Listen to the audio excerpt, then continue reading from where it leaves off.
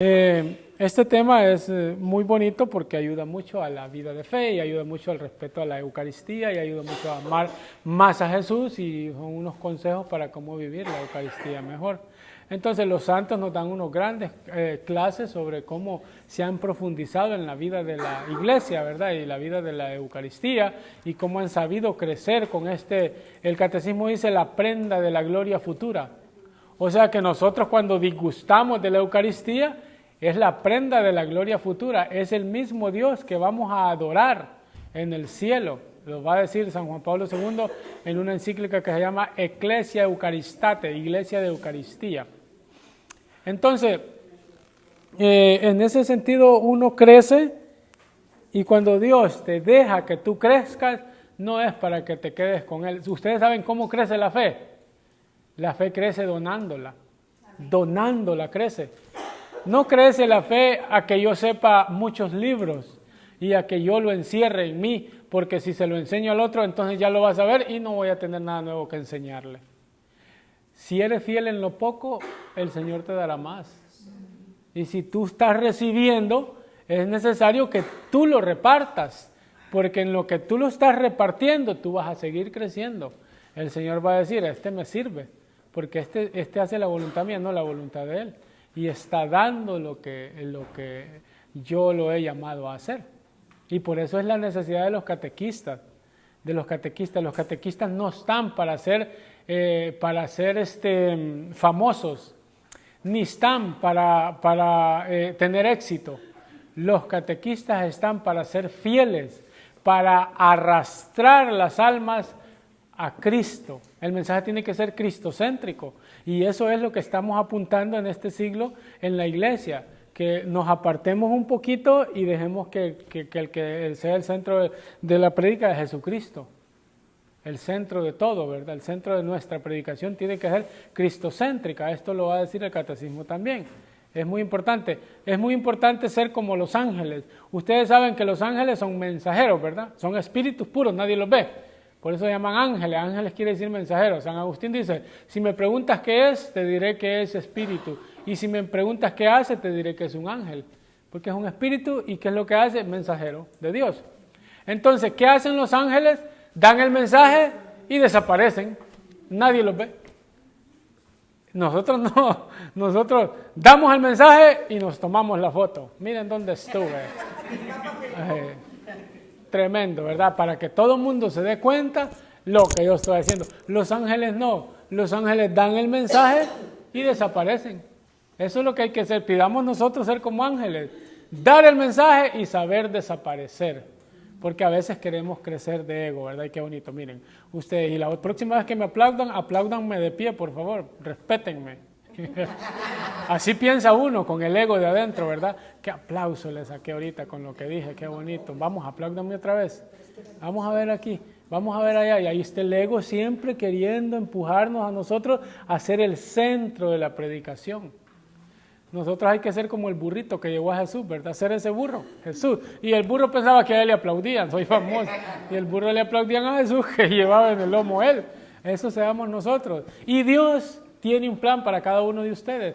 No, es que estoy ya muy entrado en edad. ¿Yo para qué le puedo servir al Señor? Porque a veces somos como Abraham. Abraham tenía 75 años cuando lo llamó el Señor. Y nosotros hacemos la oración que pudo haber hecho Abraham, ¿verdad? Señor, auxíliame, porque ya no puedo pecar, dijo Abraham. Ya estaba muy viejito. Nosotros que estamos jóvenes, digamos, Señor, ayúdame, porque ya no quiero pecar. Nosotros le pedimos ayuda al Señor cuando ya no podemos.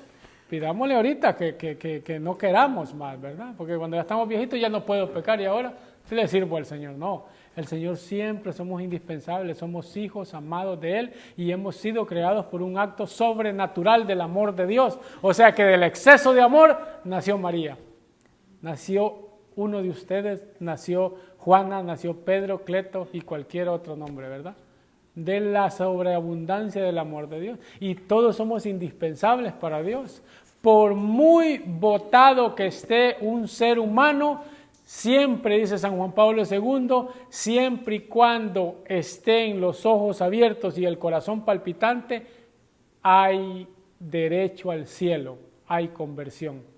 Porque media vez los ojos se cierren y el corazón se pare, ¿qué más podemos hacer? Hay un juicio, viene el juicio, ya no puede haber conversión, va a haber un juicio. Entonces, yo decía, Señor, ¿para qué te sirvo?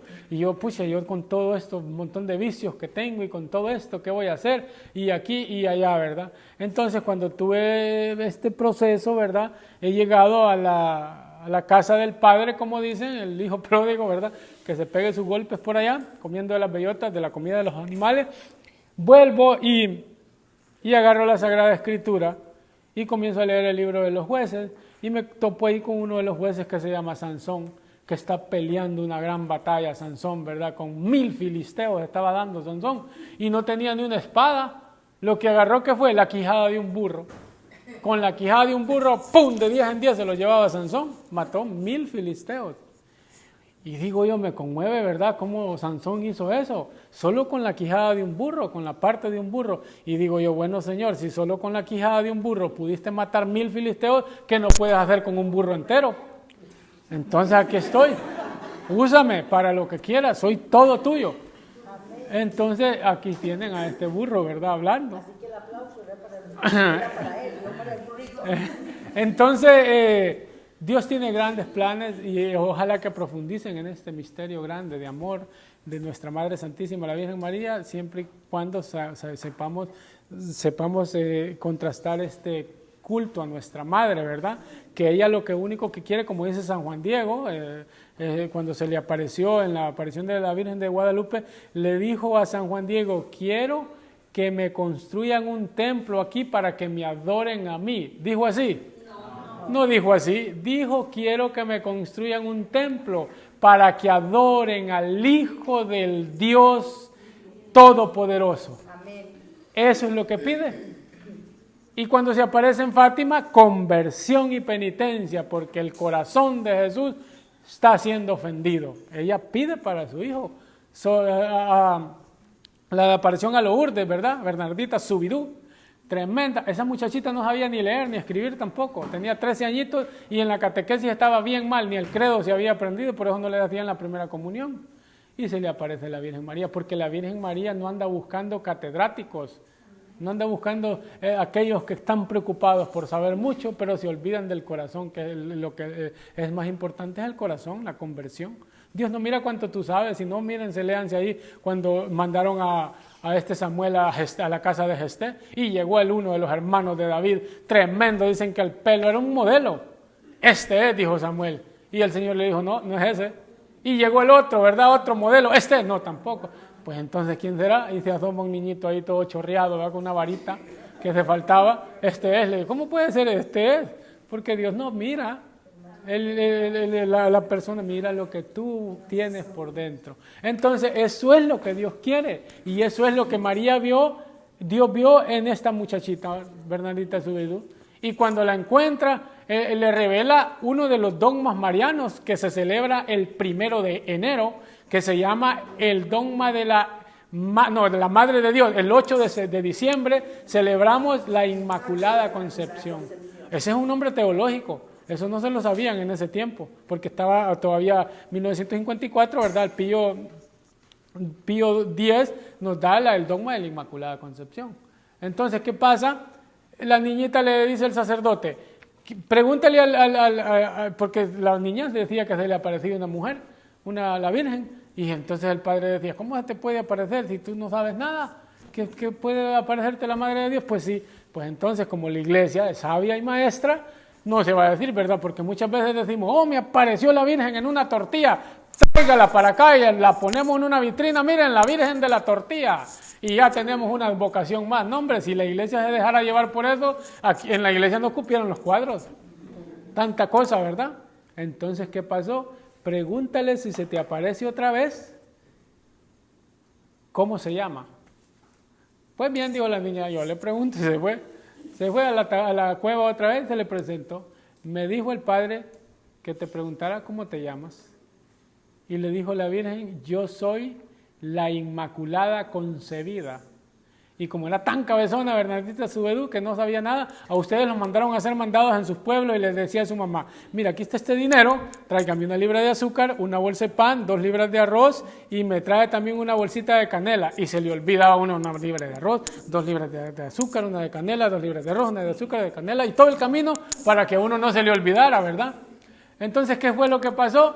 Para que a Bernardita Subidú no se le olvidara, comenzó a decir por todo el camino, la Inmaculada Concepción, la Inmaculada Concepción, la Inmaculada Concepción, la Inmaculada Concepción. Y cuando llega donde el padre, allá viene, queda loco otra vez a ver con qué me sale. ¿Cómo te dijo? La Inmaculada Concepción, la Inmaculada Concepción. Y cuando el padre escucha, Inmaculada Concepción, se fue de pecho a tierra. ¿Cómo esta niña que no sabe ni porra, no se sabe ni el Padre Nuestro, no sabe ni el Ave María, ni el Credo, y me viene con un nombre que todavía no suena, ¿verdad? Porque no es que porque la iglesia dio el dogma ya comenzamos a creer que María era Inmaculada. Se ha creído desde siempre, pero un dogma es que hasta aquí nadie me lo va a tocar. Y entonces ya la iglesia comienza a tratar eso con un gran personaje del siglo XII que se llama Duns Scotus, que es un franciscano que a mí me encanta, Duns Scotus, ¿verdad? Cómo defiende la Inmaculada Concepción, que en ese tiempo había una disputa con los dominicos y con los franciscanos, y fueron los franciscanos los que sacan esa teoría de la Inmaculada Concebida. Entonces miren ustedes lo que agarra el Señor, a cualquiera puede agarrar, se vale de lo que sea, todos somos importantes para Dios, pero es importante profundizar en este misterio de la Eucaristía, y por eso yo voy a dar unos consejos de cómo vivir verdaderamente con más intensidad la Sagrada Eucaristía, cómo hacer la vida, cómo profundizar en ese misterio. Dice San Juan Pablo II, Ecclesia Eucaristate, numeral 11, Iglesia Eucaristía, miren ustedes las palabras que dice, y son la realidad de lo que vivimos estando presentes en la Eucaristía. Dice, cuando la Iglesia celebra la Eucaristía, memorial de la muerte y resurrección de su Señor, se hace realmente presente este acontecimiento central de la salvación y se realiza la obra de nuestra redención. Este sacrificio es tan decisivo para la salvación del género humano que Jesucristo lo ha realizado y ha vuelto al Padre solo después de habernos dejado el medio para participar de él.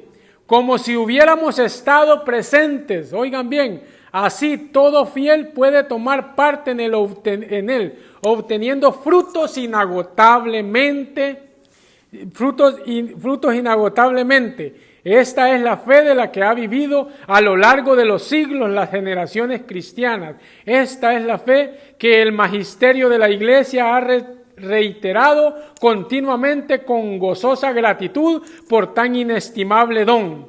Deseo una vez más llamar a la atención sobre esta verdad, poniéndome con vosotros, mis queridos hermanos y hermanas, en adoración delante de este misterio, misterio grande, misterio de misericordia. ¿Qué más podía hacer Jesús por nosotros? Verdaderamente en la Eucaristía nos muestra un amor que llega hasta el extremo, a un amor que no conoce medida. Yo creo que lo que está a la vista no necesita lentes, dicen, ¿verdad? Esta explicación está más que concluida. Este santo sí que es tremendo, ¿verdad? San Juan Pablo II. Es impresionante. Y es un santo que se encomendó al totus tuus, a la consagración. Ese era el título, el tema, el nombre que se dio para el escudo papal de él, ¿verdad? Como el escudo papal del Papa Francisco es misericordia, el escudo papal del Papa Francisco era totus tuus, todo tuyo, María. Entonces, bien tenemos aquí una palabra también de Dios. Como dicen, en verdad, el Papa Emérito Benedicto XVI era un papa que estaba enraigado en la fe de la Iglesia. Entonces, aquí en los últimos tiempos nos ha hablado Dios, porque teníamos las 3 virtudes teologales, según dice San Pablo, 1 Corintios 13, ¿verdad? 3 virtudes teologales. ¿Cuáles son? La fe, la esperanza y la caridad. Teníamos al Papa Francisco, que era un apóstol de la fe, Papa Juan Pablo II, ¿verdad?, que era un apóstol de la esperanza, y al Papa Francisco, que es el apóstol de la misericordia, las 3 virtudes teologales. Más queremos, no podemos tener más, ¿verdad? Si no queremos leer, ¿saben cuál es? Ustedes a veces decimos, es que usted, el don de profecía, y nosotros pensamos que alguien que es profeta, que te va a adivinar el futuro. No, dice Benedicto XVI que el profeta es aquel que sabe leer los tiempos actuales en que vivimos. Y yo veo que la iglesia en la Eucaristía es un desorden, entonces yo digo, espérense, que esto va a ser un despapalle más después, porque no vamos a respetar la casa de Dios. Esa es una profecía. Y él lo dice en un libro que se llama Fe y Futuro, que de hecho ese libro lo escribió él cuando era cura de pueblo, no era ni obispo ni nada, cardenal, era sacerdote, Benedicto XVI. Y en este libro que se llama Fe y Futuro dice, el futuro de la iglesia depende del trato que le demos a la Eucaristía. Depende del trato que le demos a la liturgia. Y vino tal sacerdote a celebrarnos una misa de sanación lindísima. No sé, este padre sí que estuvo bueno, la misa de sanación que nos dio. Hombre, pero ¿y de dónde es la misa de sanación? No, ¿qué misa de sanación? Entonces digo yo, no, eso no existe. Existe una sola misa, existe la fracción del pan, existe la Sagrada Eucaristía donde se leen las lecturas. Y si Cristo sana en la Sagrada Hostia, si la palabra de Dios sana, todas las misas son de sanación. Todas las misas son de sanación. Entonces, esto de andar poniendo apelativos a las cosas pierde las personas. Y yo he tenido, a mí no crean, por esto yo también me gano buenos garrotazos, ¿verdad? Porque también te excluyen. No, a este no lo vamos a invitar más porque nos está diciendo cosas que no nos gustan. No, hombre, estamos siendo fieles con el magisterio. Miren, el cardenal Sara tiene un escrito que es impresionante. Solo para que miren ustedes la introducción de este tema que estamos dando, para que miren cómo va a rechinar el agua en el aceite. Dice así. El cardenal Sara es un cardenal que tiene un libro que se llama La fuerza del silencio, y él habla del silencio que tenemos que vivir frente a lo sagrado, y dice así: me permito proponerles 3 pistas que resumo en estas 3 letras, SAF, S-A-F, este es el cardenal Sara, es decir, silencio, adoración y formación. Ante todo el silencio sagrado sin el cual no podemos encontrar a Dios. Después la adoración, por último la formación litúrgica. Partiendo del anuncio de la fe a la catequesis, teniendo como referencia el catecismo de la Iglesia Católica. Solo por eso yo creo que hoy sí voy a pedir un aplauso por estas palabras, por el catecismo de la Iglesia Católica. Esa es la referencia que nosotros tenemos que tener cuando nos salga alguien como la pedrada que viene aquí ahorita. El catecismo de la Iglesia Católica, lo que nos protege de posibles elucubraciones más o menos sabias de ciertos teólogos deseosos de novedades. Ay, es que vamos a traer globos a la misa para llamar a los jóvenes, que la Eucaristía tenga globos y que los jóvenes digan qué bonita se ve la iglesia con globos y vengan a la misa. Esas son cosas buscando novedades. ¿Para qué?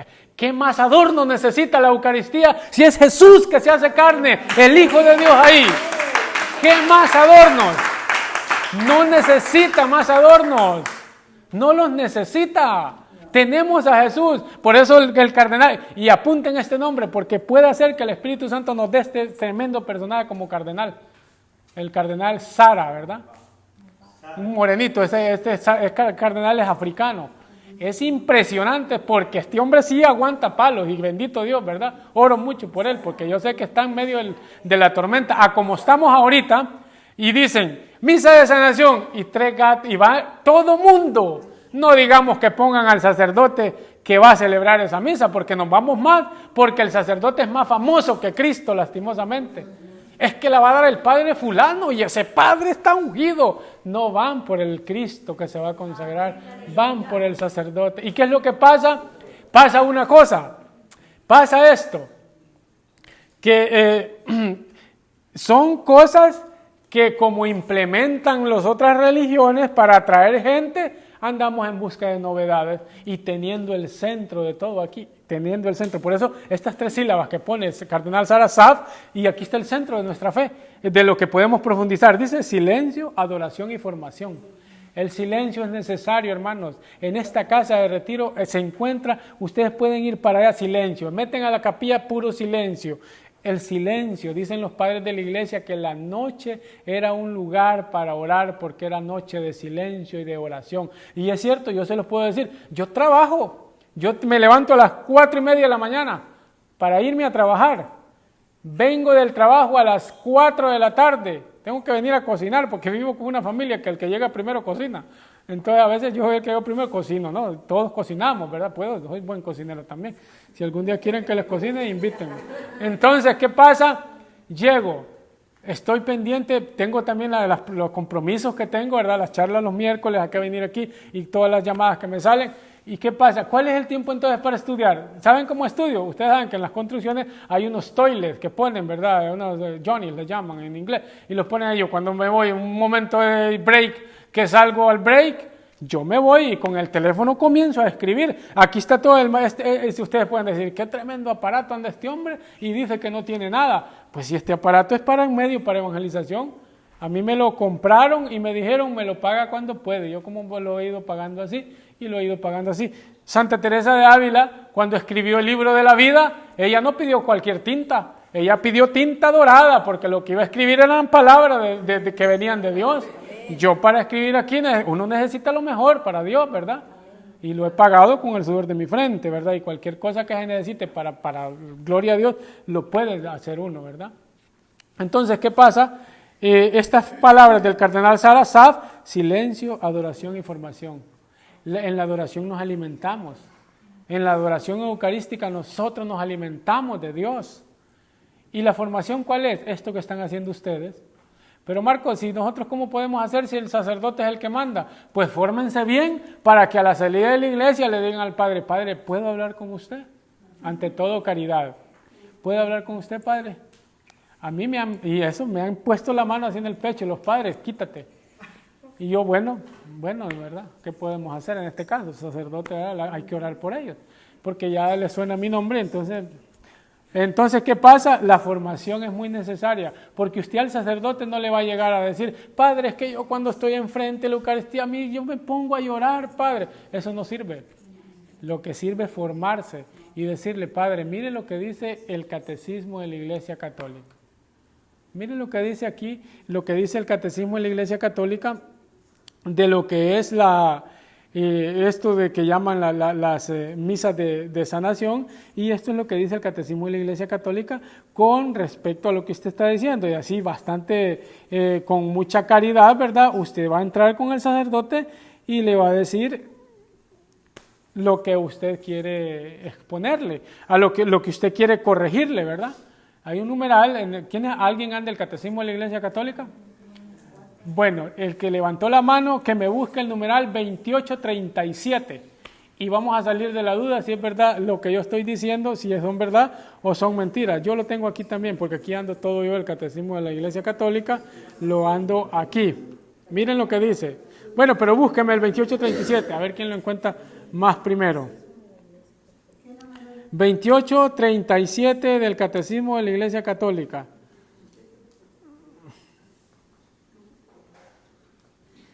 Mire lo que dice, yo lo tengo aquí, vamos a leerlo, 28:37. Dice, de cada día, la palabra griega epiousios, esto no lo voy a explicar, me gustaría, pero este es otro tema que se llama la Eucaristía de las raíces judías, solo lo voy a leer por referencia.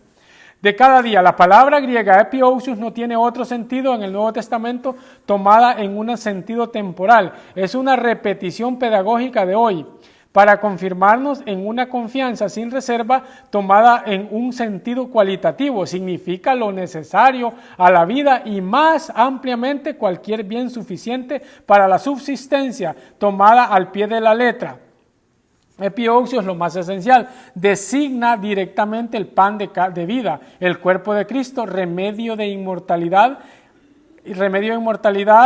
sin el cual no tenemos la vida en nosotros. Finalmente, ligado a lo que precede el sentido celestial, es claro este día, es el del Señor, el del festín del reino anticipado en la Eucaristía, en que preguntamos el reino, en el que pregustamos del reino venidero. Por eso conviene que la liturgia eucarística se celebre cada día. Cuando dice pregustamos al reino venidero, es prenda de la gloria futura. La Eucaristía es nuestro pan cotidiano. La virtud propia de este divino alimento es una fuerza de unión. Nos une al cuerpo del Salvador y hace de nosotros sus miembros para que vengamos a hacer lo que recibimos. Este pan cotidiano se encuentra además en las lecturas que oís cada día en la iglesia, en los signos que se cantan y que vosotros cantáis. Todo eso es necesario en nuestra peregrinación. Ahora pregunto, el desenvolvimiento, que lo vamos a ver rápidamente, el desenvolvimiento que damos en la Eucaristía son dos partes, parte de la palabra, liturgia de la palabra, liturgia de la Eucaristía. En la primera parte, ¿qué hacemos? Leemos la Sagrada Escritura y aquí dice muy específicamente, lo voy a leer nuevamente, la virtud propia de este divino alimento es una fuerza de unión, nos une en el cuerpo del Salvador y nace de nosotros, sus miembros, para que vengamos a hacer lo que recibimos. O sea que somos otros Cristos. Nosotros somos lo que nos convertimos en el que recibimos, en Cristo. Pero miren cómo dice, este pan cotidiano se encuentra además en las lecturas que oís cada día. ¿Dónde está? En las Sagradas Escrituras. Y si las Sagradas Escrituras sanan, si las Sagradas Escrituras son palabra de Dios, todas las misas son de sanación, porque se lee la palabra de Dios y Cristo se hace manifiesto en el pan eucarístico. Todas las palabras son palabras, todas las eucaristías son palabra de Dios. Sanación. Es el catecismo. Y les voy a decir un texto y lo voy a repetir 2 veces y 4 si ustedes quieren, porque se van a enamorar. San Pedro Crisólogo, un tremendo santo de los primeros siglos. Miren lo que dice San Pedro Crisólogo. Dice esto, yo lo puedo decir con palabras de Santa Catalina de Siena, pero lo voy a decir con estas palabras. Es que esto es impresionante. Abran los oídos, destaponen el corazón, porque esto, si no lo escuchan aquí, no lo van a escuchar en ninguna otra parte. El Padre del cielo nos exhorta a pedir como hijos del cielo el pan del cielo. Abran los oídos y destaponen el corazón. Cristo mismo es el pan que sembrado en la Virgen, florecido en la carne, amasado en la pasión, cocido en el horno del sepulcro, reservado en la iglesia y llevado a los altares, suministra cada día a los fieles un alimento celestial. Amén. Tremendo. Tremendo. Como diría Cantinflas, ¡qué palabras! ¡Qué palabras!, ¿verdad? Impresionante. Lo voy a leer más meditado. Dice, el Padre del cielo nos exhorta a pedir como hijos del cielo el pan del cielo. Cristo mismo es el pan que sembrado en la Virgen, florecido en la carne, amasado en la pasión, cocido en el horno del sepulcro, reservado en la iglesia, llevado a los altares, suministra cada día a los fieles un alimento celestial. Sabiduría 16:20 dice que nos ha dado el pan de los ángeles, el alimento de los ángeles. Comemos nosotros el alimento celestial. Salmo 78:25 dice, los has dado el pan de los fuertes. El pan de los fuertes. Nosotros no somos ninguna gallina, ¿verdad?, llenas de enfermedades. Somos fuertes, somos águilas, comemos el pan celestial. No somos cualquier cosa, somos lo que consumimos. Somos cristianos, hijos de Dios. Amén. Eso somos. Entonces, esto es bien necesario y bien lindísimo meditarlo. Entonces, Este numeral 2837 es impresionante. Bueno, vamos a ver un poco la estructura del templo, del que es la Eucaristía, ¿verdad? Y aquí sí me voy a parar un poco y después me siento para descansar y que me acaban de regalar este banco, entonces lo tengo que estrenar.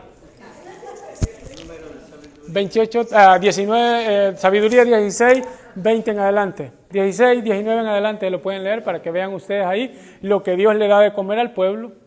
Es impresionante y me gustaría comenzar a hacer más citas bíblicas, pero no es ese el chiste, comenzarles a dar un montón de números y después estén ahí atiforrados de números y no sepan por dónde agarrar. Muy bien, en la iglesia, cuando vamos a la misa, el día del Señor, el domingo, hoy es el día del Señor, y nuestra alma tiene una cita, porque está enamorada y está anhelando reunirse con el amado, que es Cristo en la Eucaristía, ¿verdad? Que lo vamos a recibir en un par de momentos, el amado con la amada, ¿verdad? El amado que tiene ganas de reunirse con su amado, con su enamorado, como cuando uno está en la escuela y antes que no habían teléfono. Hoy los niños tienen la ventaja de leer los textos en el instante, cuando les llega, ¿verdad?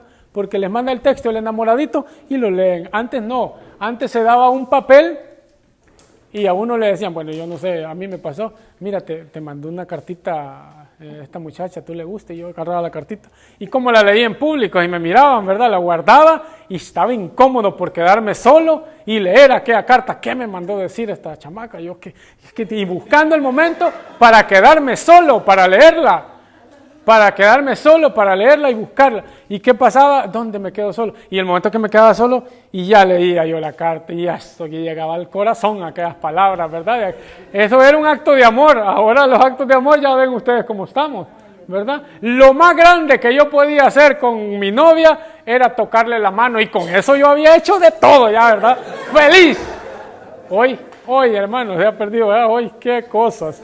Bueno, entonces, así mismo es el alma que quiere estar con Jesús, está inquieta por tener el alimento de los ángeles, por reunirse y recibir a Cristo Eucaristía. Estamos insosiegos porque se llegue ese momento y escuchar la primera lectura que nos va a hablar, qué bonito, ¿verdad? Hoy que nos va a hablar que el hombre fue creado por Dios y que Dios vio al hombre solo, le agarra, lo duerme y le saca una costilla, que la palabra te va a llegar al corazón, ¿verdad? Y esa es la carta que Dios quiere leer para ti. Y después alimentarte de Cristo Eucaristía. Entonces, ¿qué pasa? Llegamos en la Eucaristía, en el templo. Ustedes se han preguntado por qué todas las iglesias católicas tienen un escalón antes de subir. ¿Se han preguntado ustedes alguna vez esto? ¿Por qué los templos de católicos tienen un escalón antes de entrar? Todo tiene un sentido en la iglesia, por eso es que nosotros tenemos que andar con las antenas paradas. Ezequiel 3 y Ezequiel 33 dice, te he puesto como un centinela, dice. Eso somos nosotros, centinelas, que estamos pendientes de lo que está pasando, cómo Dios nos está hablando. Como dije en la mañana, esperamos que Dios nos mande una señal. Señor, mándame una señal, y queremos una señal grande, ¿verdad? Para darnos cuenta que Dios nos hable, y Dios nos está hablando en el abrazo de un hijo, nos está hablando en un simple gesto de atención, que yo le paso esta silla, Dios me está hablando con ese gesto pequeñito. Queremos ver cosas grandes, ¿verdad? Señor, mándame una señal, decía una mujer. No voy a poner mujer porque van a decir que soy machista. Decía una persona una vez, Señor, mándame una señal. Y una señal, quiero una señal, Señor. Y todo el tiempo el Señor hablándole en cositas pequeñas, llamadas de su esposa, de su esposo. Y esta persona pedía una señal. Entonces de repente va por la calle, Señor, mándame una señal. Y ¡pum! Le cayó un side de one way en la espalda. Una señal de tránsito, pues. ¿Qué tipo de señal quería? Esa señal. Quería una señal grande, le cayó un poste de one way que decía one way en la espalda. Quería una señal de ese tipo de señal. Entonces, ¿qué señal quieres? Esta, y se la mandó. Entonces, el Señor nos está hablando. ¿Por qué los templos cristianos católicos tienen un escalón antes de subir? ¿Saben ustedes por qué? Porque después que ustedes pisan ese escalón, están despegándose de la tierra y están subiendo al cielo. Por eso es que está ese escalón ahí. Pero nosotros subimos ese escalón y vamos, hasta 15 tiene, a veces va, íbamos para arriba hablando con la comadre, llegamos allá, nos persiguen, sí, comadre, como le digo, y mire que aquí, ¿dónde va a sentar ahora? Y que aquí, y ahí vamos buscando, no estamos poniendo cuidado. Estos son consejos para que vivan la Eucaristía. Yo tengo una oración, es mía, personal. Yo no sé si algún santo antepasado la tiene, y si la tiene, pues bendito Dios, ya no es mía, pero yo la he fabricado y he dicho, hombre, aquí me parece a mí esto. Dice, ve, yo cuando voy a subir el escalón, digo yo, Señor, interiormente, me despego de la tierra para subir al cielo.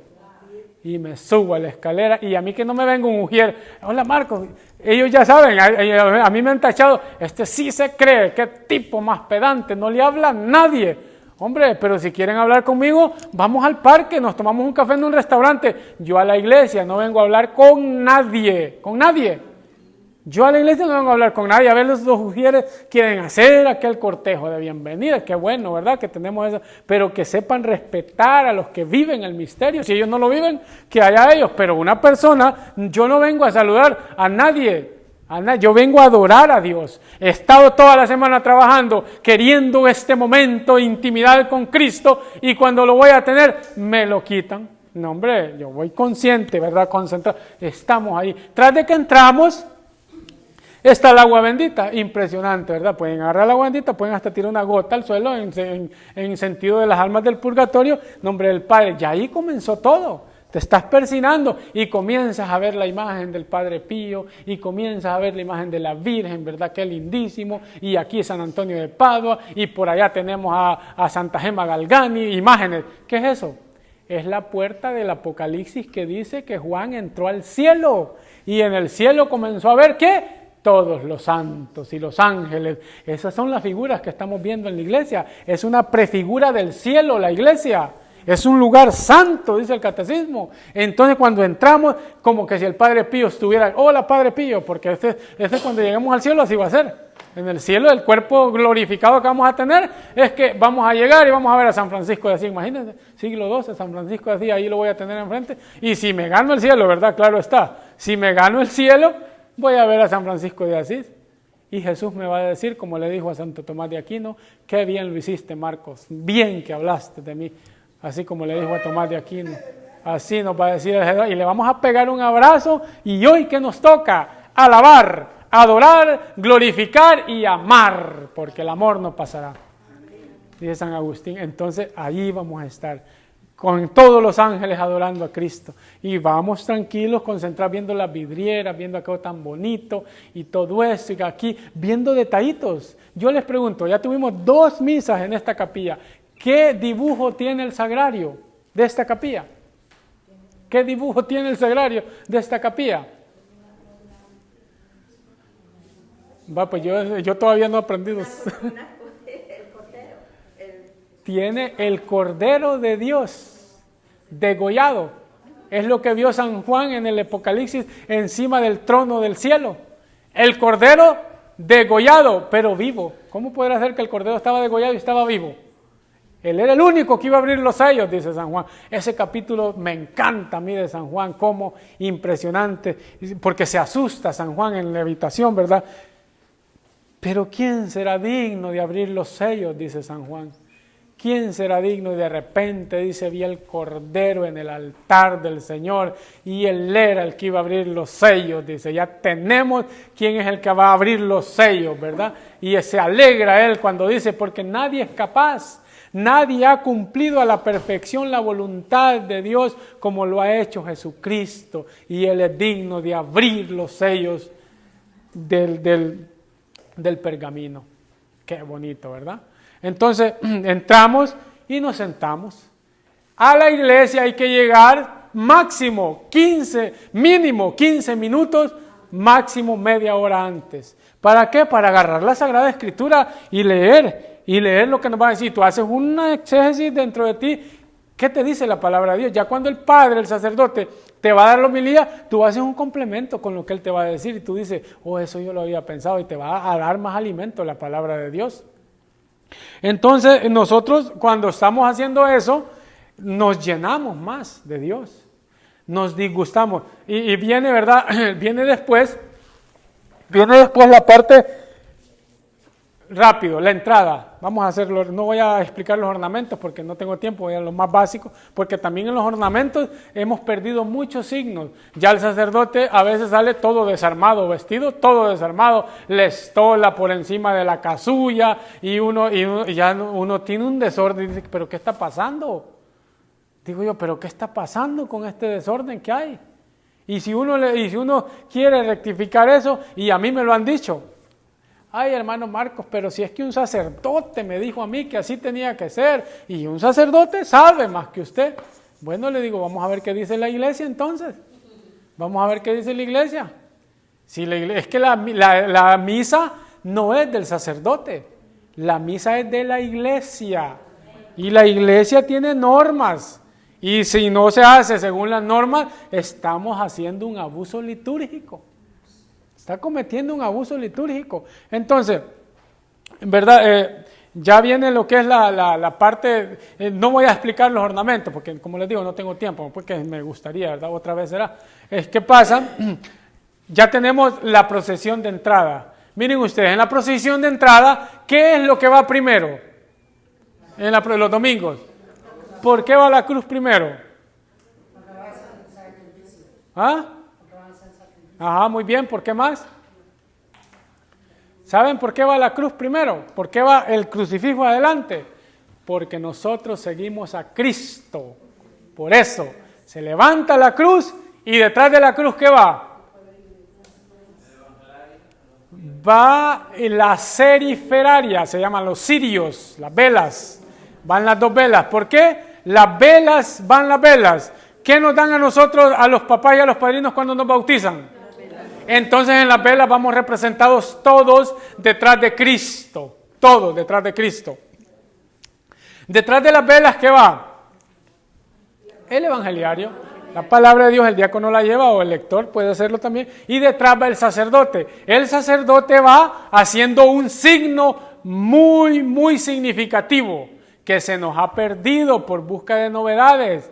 Se nos ha perdido. El sacerdote tiene que ir así, con esta mano encima de la mano izquierda, dedo derecho encima del dedo de la mano, del dedo gordo de la mano izquierda. ¿Por qué? La misericordia de Dios sobre la justicia de Dios. Y el sacerdote va para un sacrificio orando. Me hubiera gustado explicar el sacrificio del sacerdote del antiguo pacto que tiene la carta a los Hebreos capítulo 9 para encontrarle un poquito de sentido. ¿Cómo entraba el sacerdote a la Shekinah Yahweh, al Sanctum Sanctorum, al lugar más santo del templo? ¿Cómo entraba?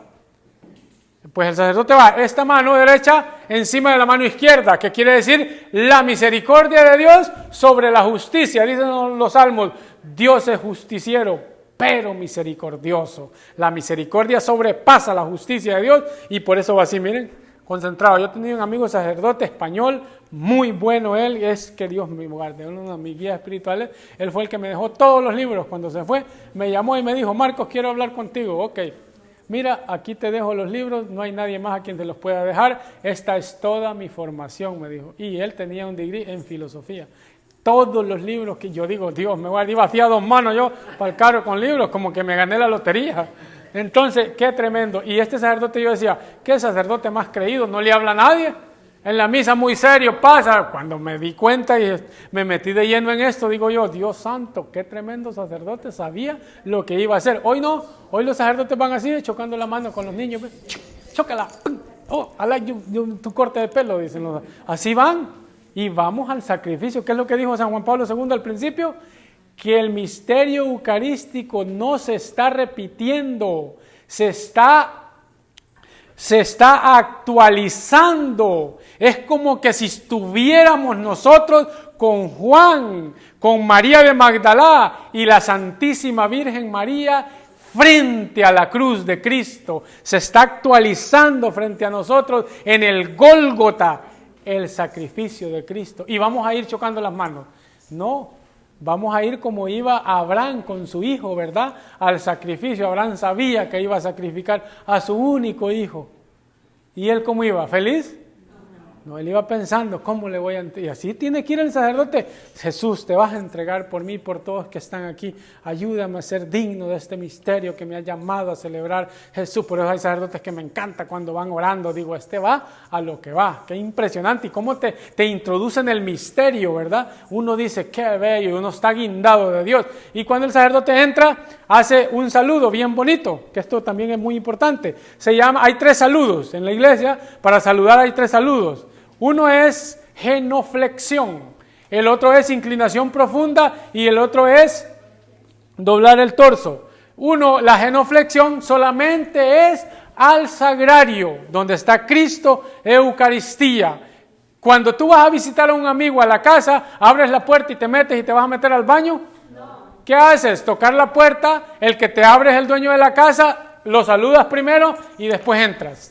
Pues cuando llegamos a la iglesia, ¿a quién es el primero que hay que saludar? Al dueño de la casa, que es Cristo Jesús, nuestro Señor. Hay que saludarlo. ¿Cómo? Con la genuflexión, pie derecho. Y no es que es un rebote así, ya va. No, tú vas tranquilo, la genuflexión, y te paras. Y ya vas, ya saludaste a Jesús. Te vas a ir a aplastar a la banca, tranquilito ahora, ¿verdad? Luego, después, está el otro saludo. El otro saludo es la inclinación profunda. Esto solamente se le hace a las cosas. ¿Cuáles son? El altar y el ambón. A esto se le hace la genuflexión. La inclinación profunda. Al altar y al ambón. Luego está la de doblar el torso. Ustedes han visto que el sacerdote también le hace así. Solo así. Eso lo hacen frente al altar porque ahí quiere decir la dedicación de María Santísima, San José y el santo del día. Esto, así. Yo he visto varios sacerdotes que lo hacen cabal como les estoy diciendo y digo, bendito Dios que todavía tenemos sacerdotes así, hay que orar por ellos. Entonces ya, el sacerdote saluda, va, le da un beso al altar. ¿Por qué le da un beso al altar? Antes del Concilio Vaticano II había una piedra que siempre estaba en la esquina del altar, que era la piedra ara. Hoy ya no, ¿verdad? ¿Por qué? Porque todos los altares de las iglesias están consagrados para celebrar ahí, ¿verdad? Entonces, si ustedes ven para Semana Santa, para Cuaresma, que el altar le quitan el mantel, ustedes van a ver en el centro del altar una piedra fundida con la madera. ¿Por qué? Porque eso quiere decir Cristo es la piedra angular. Por eso se da un beso, es Cristo que está ahí. El sacerdote le da un beso a Cristo en representación de Cristo Jesús, nuestro Señor, y se va a sentar el Padre. No se va a sentar, perdón. El Padre se va a poner donde está la sede, está en la sede, la silla se llama sede, donde se sienta el Padre, se sienta ahí, y ¿cómo comienza la misa? Buenos días, hermanos, ¿cómo están? Felices, hay sol afuera, ¿verdad? Está bien bonito, qué bonito día, me alegro de verlo. ¿Así empieza? Así no empieza la misa. Eso es abuso litúrgico y hay muchos que empiezan así. No, la misa ¿cómo empieza? En el nombre del Padre, ahí empezó la Eucaristía, del Hijo, del Espíritu Santo, ya nos introducimos al misterio.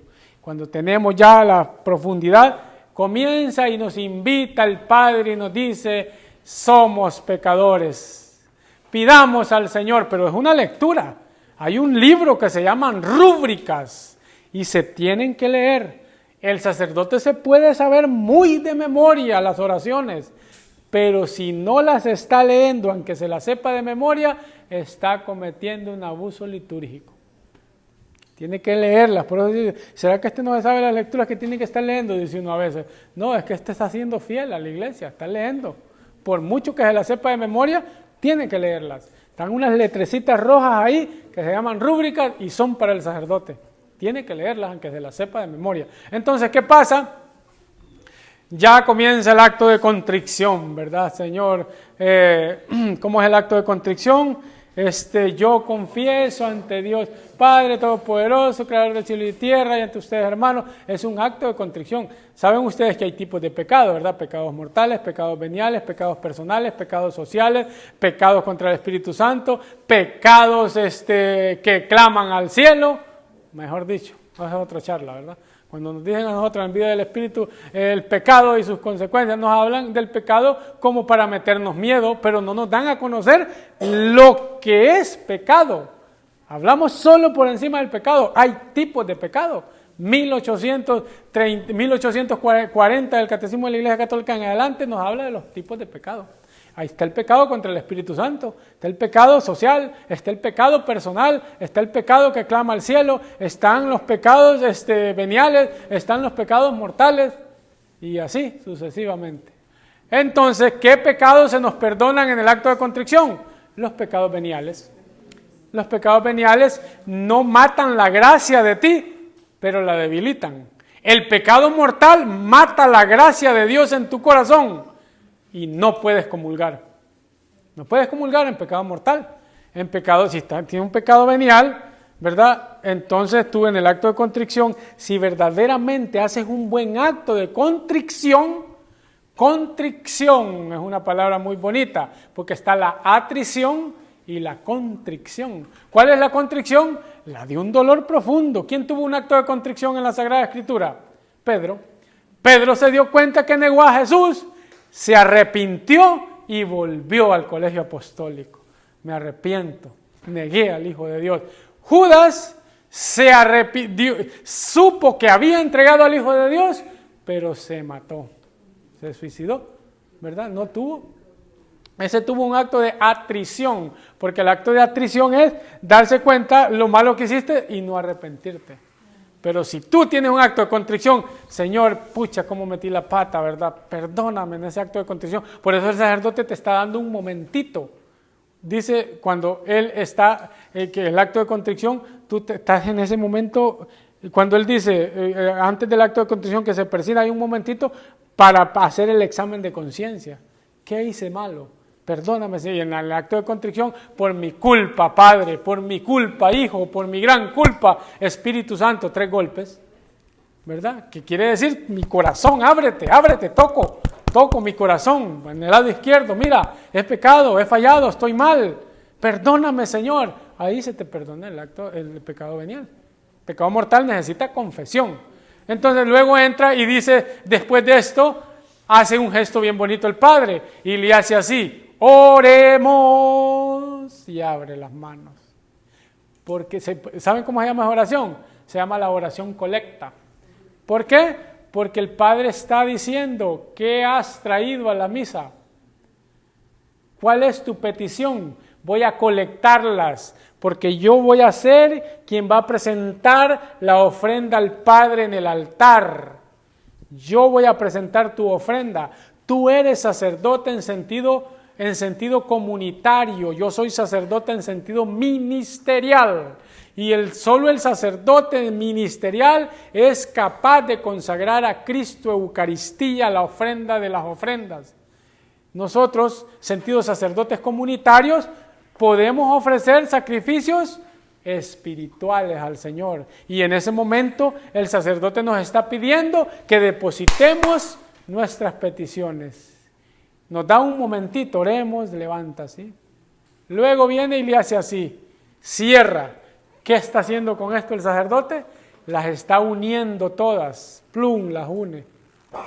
Y entonces hace la oración colecta, dependiendo del tiempo litúrgico en el que estemos. Puede decir: Padre Santo, tú que sacaste al pueblo de Israel de la esclavitud y también has llamado a este pueblo de la nueva alianza a servirte, a glorificarte y a darte toda la honra y la gloria, te presentamos esta súplica por nuestro Señor Jesucristo, tu Hijo, que vive y reina en unidad con el Espíritu Santo y es Dios por los siglos de los siglos. Pum, empezamos, nos sentamos. Vienen las lecturas. Vienen las lecturas y ya llegó la comida también. Entonces yo no sé si ustedes quieren que comamos y terminamos después de la comida, porque falta poco. ¿O quiere que terminemos? Bueno, después van a comer frío y yo no me echa la culpa a mí. Bueno, entonces, termino rápido. Entonces vienen las lecturas. Primera lectura. Entonces va la primera lectura, la mujer con una faldita, minifalda, ¿verdad? A leer la primera lectura haciendo un casting de belleza por todo el altar. También hay que saberse vestir, ¿verdad? Hay que saberse vestir. Decía el Papa Juan XXIII, que es santo, San Juan XXIII dice San Juan XXIII, que una vez él iba por el jardín Vaticano de la Casa Pontificia, entonces venía una mujer, dice, que iba para la Eucaristía, dice, una señora que iba con todas las de la ley, como si iba para un mundo, enseñando, ¿verdad? Todo, y dice que el Papa la encuentra, y el Papa se iba a comer una manzana, Juan XXIII, y llevaba una manzanita en la mano para comérsela, y cuando miró a la mujer, viene y la salió al encuentro. Hola, ¿cómo está? Su santidad, ¿y usted qué anda haciendo aquí? Que no sé qué, y que aquí, que allá, y él se la encuentra. Entonces, le dice, oye hija, le dice, ¿quieres comerte esta manzana? Y se la da. No, su santidad, ¿cómo yo le voy a comer a usted su merienda? Si es suya, cómasela. No, te la regalo, es tuya. No la puedo agarrar, no, yo te la estoy regalando para que tú te la comas, hija, le dice. No, es que no la puedo agarrar, es tuya, y se la dio. Tanto insistir, la agarró la mujer. Entonces le dice el Papa Juan XXIII a la mujer, es que te la estoy regalando, le dice, para que te la comas. Porque Eva no fue hasta después que se comió la manzana que se dio cuenta que estaba desnuda. Entonces, en verdad, a veces necesitamos una jaladita de oreja. Entonces, hay que saberse vestir, ¿verdad? Cuando vamos para las lecturas, entonces es donde se hace el saludo de inclinación profunda. Se lo hacemos al altar. ¿Cuál es el centro después de que ya empieza la Eucaristía? ¿Cuál es el centro de la liturgia? El altar. Ya no es el sagrario, es el altar el centro. Por eso todos los saludos después que comienza la Eucaristía van hacia el altar, porque ahí es donde se va a consagrar el Señor. Cuando el sacerdote se para y pasa frente al altar, cuando ya estamos en la Eucaristía, es al altar al que saluda, porque ahí es donde se va a celebrar Cristo Eucaristía, Él está ya en todo el pueblo. Hay otro tema que se llama la Eucaristía dentro de las raíces judías. Yo lo he dado más de una vez y tiene mucha lógica todos los textos bíblicos en comparación a la liturgia que tenemos nosotros ahora. Let hepanim, decían los judíos cuando hablaban del pan de la presencia, el Levítico 24. Era un pan que tenían presente enfrente al Sanctum Sanctorum, día y noche tenía unas velas con aceite que los sacerdotes tenían que estarlas llenando día y noche. Miren qué tenemos ahí. Ya tenemos altar, tenemos el pan y tenemos la vela de la capilla ardiente. Desde el Antiguo Testamento ya nos está diciendo el Señor el culto litúrgico que va a tener el Nuevo Testamento, pero ya no con un pan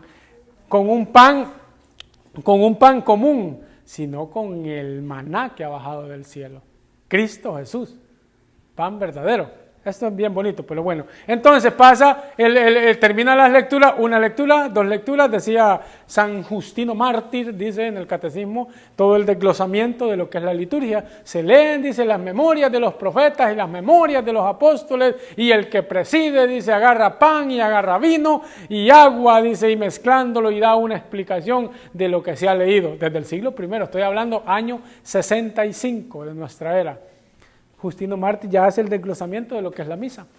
Entonces ya tenemos la lectura, viene el Padre a leer el Evangelio, ya, ¿verdad? Gloria, se canta lo que se va a cantar y sale el Padre, ¿verdad?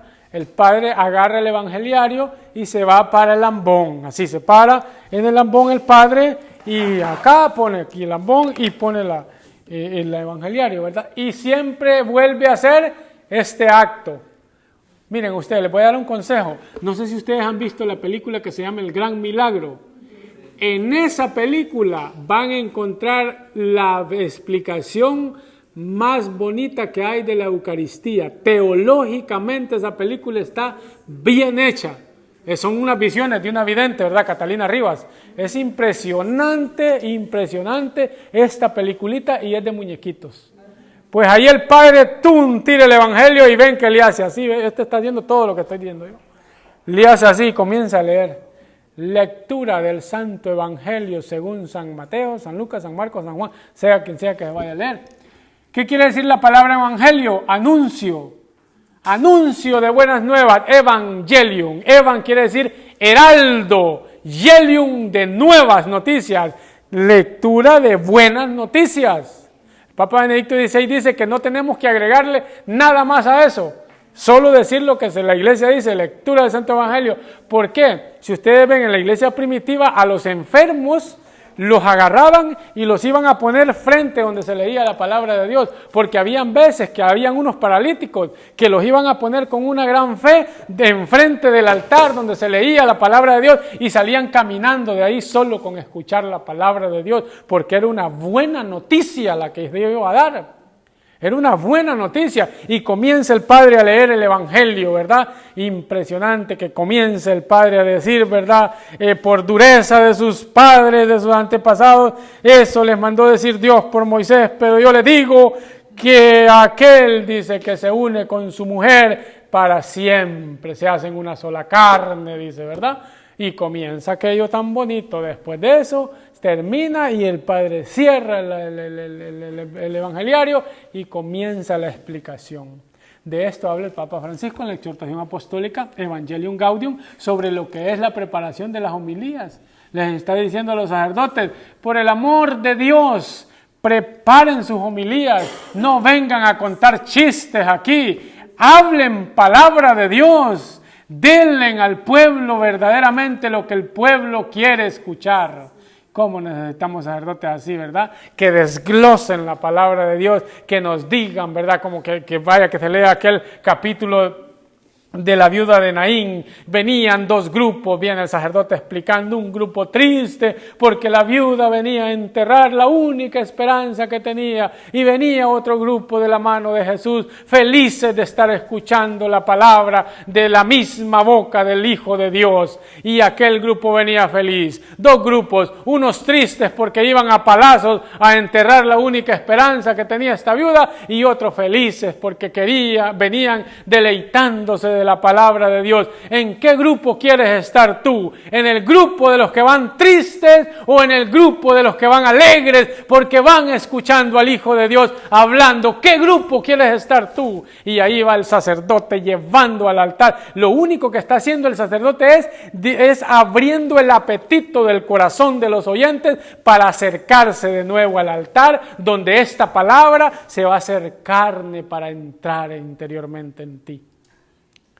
Eso es la tarea de ellos. Ambrosio le decía a San Agustín, has de saber que tú como sacerdote tienes que preparar tus homilías para ser un vaquero detrás de su ganado. ¿Qué es lo que hace un vaquero? Se le sale una vaca del corral, corre con un caballo detrás y la laza y la trae de nuevo al corral. Pues ese es el sacerdote. Con un lazo está lazando los almas de los feligreses, atrayéndolos al altar a que vengan a comulgar.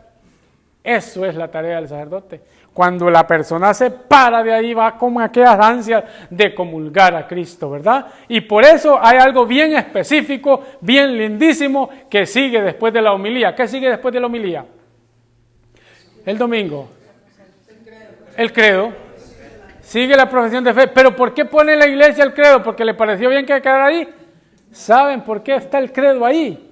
Porque cuando termina la homilía, el sacerdote termina la homilía, el pueblo se para y dice, creo en Dios, creo en ese Dios que tú has hablado, creo en el Hijo de Dios, Cristo que levanta a los muertos, que sana a los leprosos, creo en ese Dios, creo en el Espíritu Santo que lo ha encarnado por amor a mí, creo en la iglesia que es una santa, católica y apostólica, creo en la resurrección de los muertos, creo en esas palabras que tú has dicho, le dice uno al sacerdote con ese creer.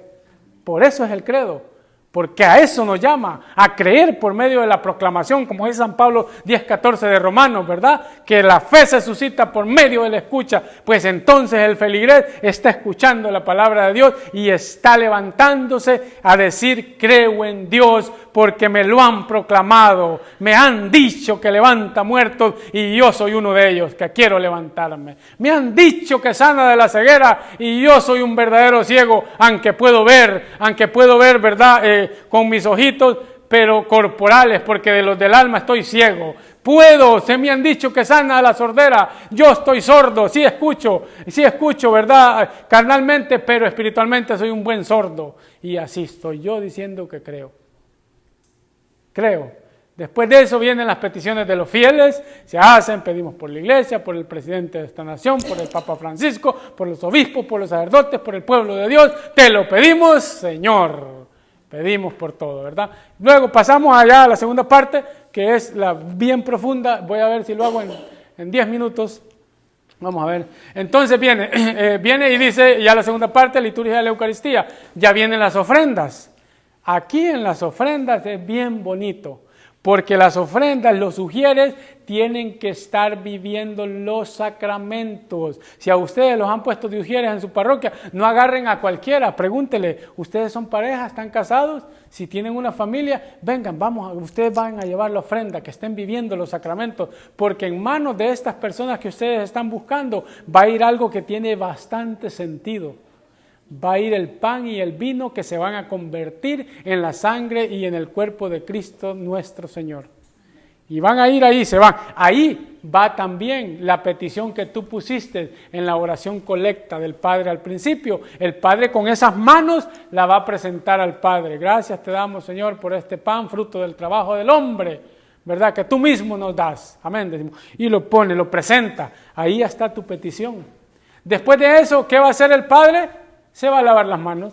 ¿Por qué se lava las manos? El Padre. Esto también es un signo visible. ¿Por qué el Padre se lava las manos? Miren, en la comunidad primitiva los sacerdotes, en la comunidad primitiva, hoy ya no existe eso, ¿verdad? Ahora ya damos cash. Antes a los sacerdotes, eso es el diezmo era en grano básico y desde el Antiguo Testamento viene diciendo así, también la comunidad primitiva lo practicaba. Resulta que el sacerdote que estaba en la parroquia le llevaban un animalito, antes no le llevaban grano básico, animalito. Entonces el padre lo que hacía era agarrar un becerrito y lo ponía por un lado, era la ofrenda, lo ponía por un lado y ¿qué pasaba? Se ensuciaba las manos. Agarraba un saco de lentejas y lo ponía acá, agarraba un saco de arroz y lo ponía por acá. Entonces, ¿qué hacía? Esa era la ofrenda. Y la ofrenda que le han dado es pan y vino, ¿verdad? Entonces ahí va tu petición. Y esa petición va manchada a veces, porque se va a purificar y se va a convertir en el cuerpo y la sangre de Cristo. Entonces quiere decir que el sacerdote se ha ensuciado las manos con tu petición.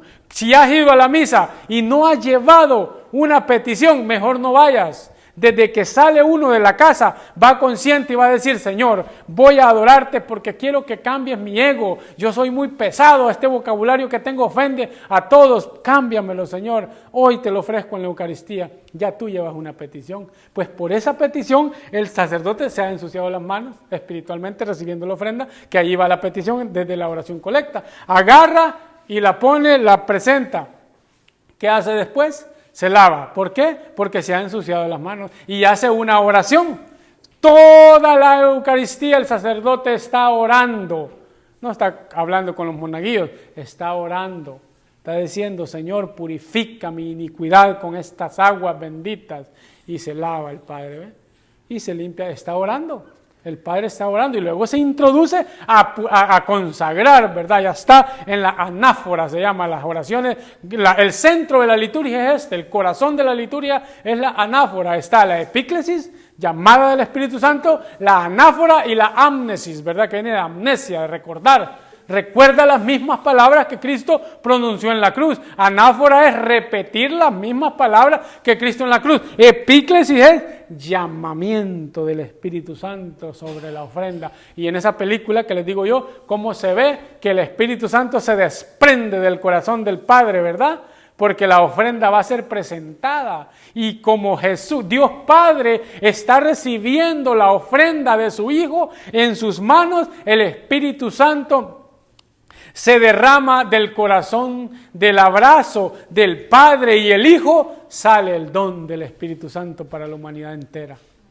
Es la ofrenda, Cristo es la ofrenda. Y el Padre no rechaza esa ofrenda, porque es al Hijo el que estamos presentando. Y el Espíritu Santo se desprende y hace carne, hace sangre.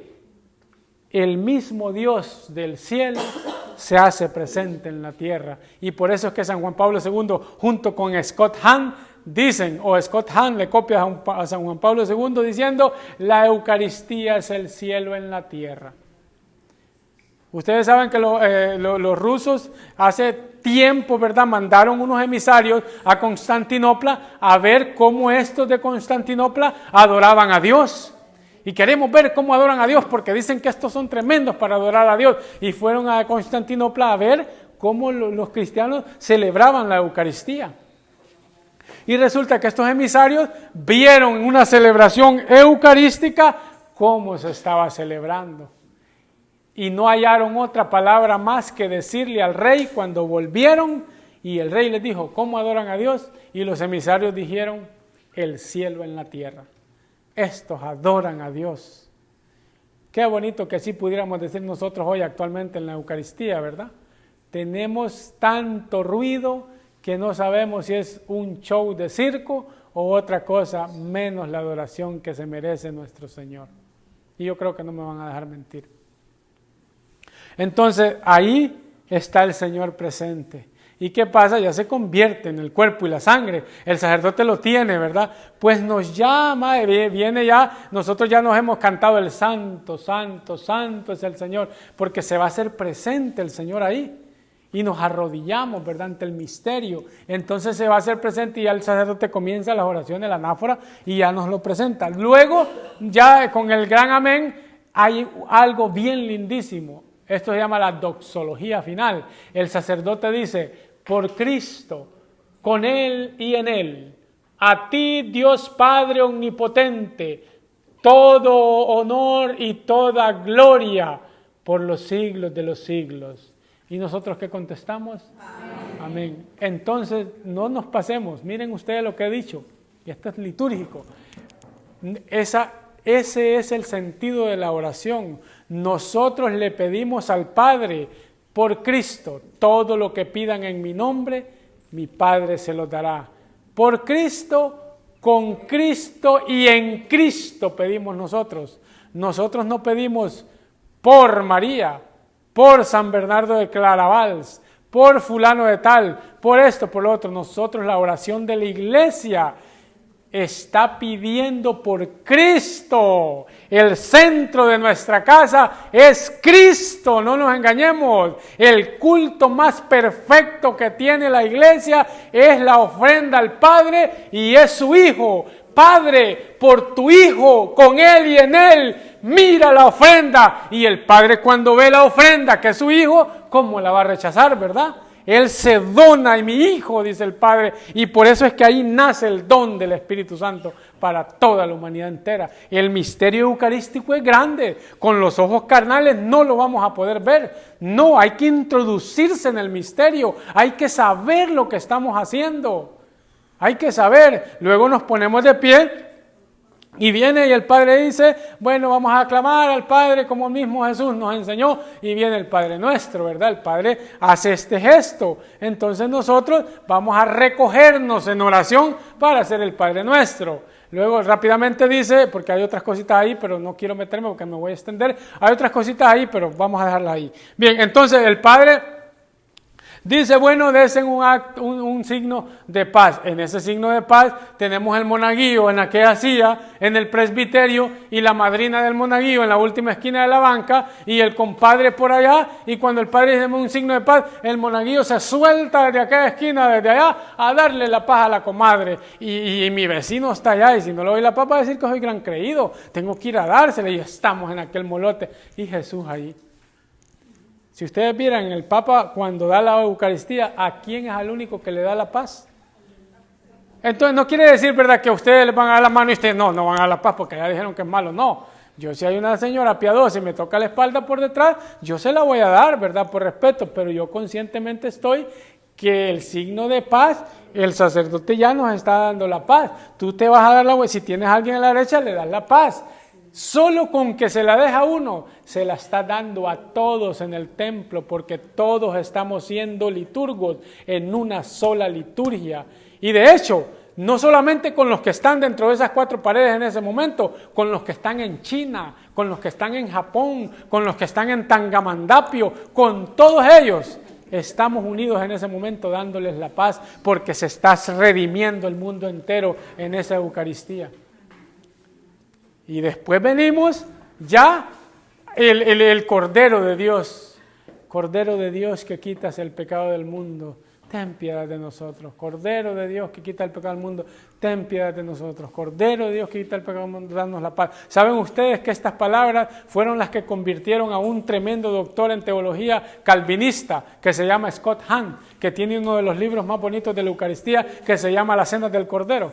Y este hombre escribe de la Virgen María, impresionante, mejor dicho. Yo tengo un montón de obras de él que habla sobre las alianzas, que habla sobre la Santísima Virgen María, Reina del Cielo, impresionante. A veces yo digo que los protestantes conversos son los que más aman la Eucaristía y los más enamorados de la Virgen María. Y nosotros que hemos nacido en este amor, ni indiferentes a eso, ¿verdad? Y entonces ahí, en este Cordero de Dios, nos arrodillamos, porque ante el nombre de Jesucristo toda rodilla se dobla en el cielo y en la tierra, Filipenses, ¿verdad? Entonces ahí nos arrodillamos y estamos frente a Jesús levantado. Ahí nosotros decimos: Señor, yo no soy digno de que tú entres a mi casa, pero una palabra tuya, Señor, bastará para sanarme. Y no la digamos por repetición, introduzcamos: Señor, ¿yo quién soy? ¿Cuántas veces te hago daño? ¿Cuántas veces soy indiferente? ¿Cuántas veces no hago lo que tú quieras? Y más sin embargo tú me llamas a recibirte, me llamas a ser uno contigo, me estás dando amor y yo ¿qué te doy? Dolor de cabeza. Eso es ser indigno uno. ¿Saben ustedes la diferencia de un santo a uno que no es santo? Que el santo siempre se siente indigno. Y el que no es santo siempre anda con sus cositas ahí, ¿verdad? Que yo me merezco esto, que yo me merezco lo otro. Pero el que es santo siempre anda ahí escondidito, ¿verdad? Queriendo hacer iluminar a Cristo y apagarse. El otro no, el otro que ponerse. Eso es la diferencia. Y el Señor viene a nosotros. Y cuando vayamos a recibirlo, hermanos, no vayamos saludando a nadie. Vayamos diciendo, como dice San José María Escriba de Balaguer: Señor, dame un corazón puro como el corazón que le diste a tu madre cuando te recibió. Vamos concentrados en el cuando te dicen cuerpo de Cristo. Amén, así sea. Es el cuerpo de Cristo. Es el cuerpo de Cristo. Se te da y tú vas bien concentrado para tu banca. ¿A qué vas? A sentarte y a meditar. Y si te quieres arrodillar, te arrodillas, pero te pones en una posición donde vas a estar, como decía un santo de los primeros siglos, ¿verdad? Cristo con uno, Cristo Eucaristía con uno es como la cera de la esperma de la candela, que se unen las dos y se hacen una sola. El hierro, cuando se solda con el hierro, se hace uno solo. Cristo se hace uno con nosotros. Por eso lo decía el Catecismo, en 8:37, nosotros nos convertimos en lo que recibimos, nos convertimos en Cristo. Él está con nosotros. Por eso Faustina Kowalska dice: mira, hija, soy a manos llenas queriendo darles a mis hijos cuántas gracias, y mis hijos indiferentes, parecen políticos saludando a medio mundo cuando me van a recibir. No se dan cuenta que el que van a recibir es a mí, y yo hacia esos corazones me dirijo como si fuera a otra pasión, dice Cristo, a padecer. Entonces lo recibimos y vamos: Señor, yo cuando lo recibo digo: Señor, alma de Cristo, santifícame. Cuerpo de Cristo, sálvame. Sangre de Cristo, embriágame. Agua del costado de Cristo, lávame. Pasión de Cristo, confórtame. Oh, mi buen Jesús, óyeme. Dentro de tus llagas, escóndeme. No permita, Señor, que me aparte de ti, del enemigo malo. Defiéndeme a la hora de mi muerte. Mándame ir a ti, para que te alabe con tus santos por los siglos de los siglos. Amén. Señor, gracias por estar en mí. Gracias porque yo, siendo tan malo como soy, tú vienes a mí. Ese momento es tuyo. Ese momento no te lo puede robar nadie. Por eso la música de los coros tiene que invitarte a la oración. El Catecismo de la Iglesia habla de la música litúrgica, que la música esté introduciéndote en el misterio, pero a veces no, ¿verdad? A veces tenemos tanto ruido que nos despierta más bien. No, la música tiene que invitar al misterio, tiene que introducirte, y tú estás en ese momento con una comunión. Tienes al Hijo de Dios en ti. Caigamos a la cuenta cuántos, ¿verdad?, no desearan ese momento.